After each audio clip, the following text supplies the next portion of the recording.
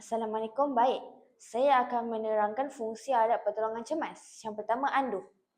Anduh digunakan untuk menyokong dan menggantung tangan yang cedera. Yang kedua, iodin. Iodin digunakan untuk membersihkan luka dan membunuh kuman pada kulit. Yang ketiga, kapas. Kapas digunakan untuk membersihkan darah atau cecair dari luka.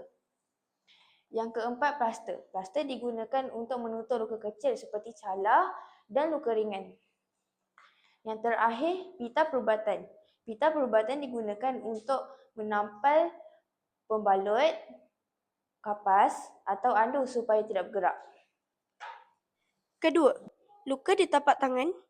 Mula-mula, pastikan keadaan mangsa selamat.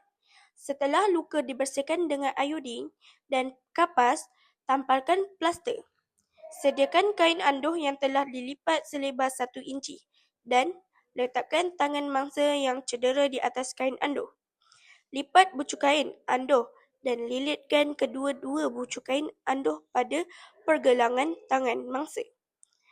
Akhir sekali, ikat kain anduh menggunakan ikatan buku sila dan kemaskan ikatan tersebut.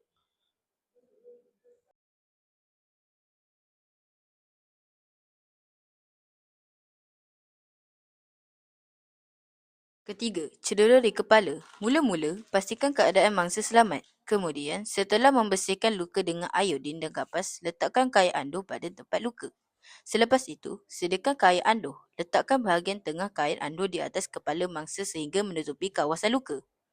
Bawa kedua-dua bucu kain anduh ke belakang kepala. Silangkan kedua-duanya, kemudian bawa semula ke hadapan dan ikat menggunakan ikatan buku sila. Akhir sekali, kemaskan balutan dan pastikan mangsa berada dalam keadaan selesa.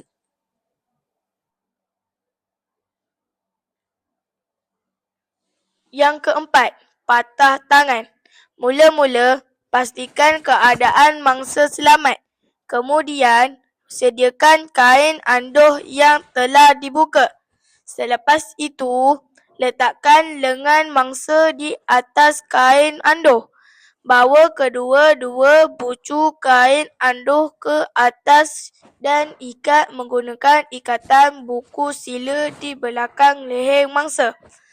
Seterusnya, kemaskan di hujung kain anduh. Akhir sekali, pastikan tangan mangsa berada dalam keadaan selesa dan tidak bergerak.